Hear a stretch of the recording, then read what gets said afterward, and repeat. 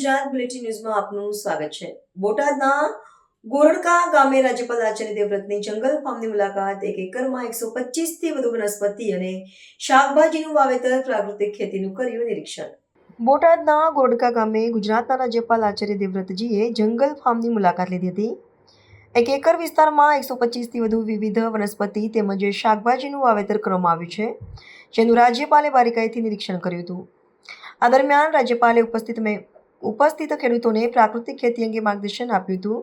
તેમણે જણાવ્યું હતું કે પ્રધાનમંત્રીના મિશન પ્રાકૃતિક ખેતી અંતર્ગત ખેડૂતોને સતત માર્ગદર્શન આપવામાં આવી રહ્યું છે અને રાજ્યમાં હાલ 9 લાખથી વધુ ખેડૂતો પ્રાકૃતિક ખેતી સાથે જોડાઈને સારી આવક મેળવી રહ્યા છે। રાજ્યપાલ આચાર્ય દેવવ્રતે જમીનની ગુણવત્તા અને ખેતી વચ્ચેનો સંબંધ સમજાવતા કહ્યું કે જેમ માણસનું સ્વાસ્થ્ય સારું હોય તો માણસ સ્વસ્થ રહે છે, તેમ જમીન સારી હશે તો ઉત્પાદન પણ સારું મળશે। રાજ્યપાલની મુલાકાતને લઈને ખેડૂતોમાં પણ ખુશી જોવા મળી હતી। ખેડૂતોએ વધુમાં વધુ ખેડૂતોને प्राकृतिक खेती अपनावा अपील करी थी कि प्राकृतिक खेती करेंगे तो हमारा उत्पादन कम हो जाएगा। यही डर है ना? क्यों भाई लोगों, यही डर है ना? लेकिन प्राकृतिक खेती में उत्पादन कम नहीं होगा।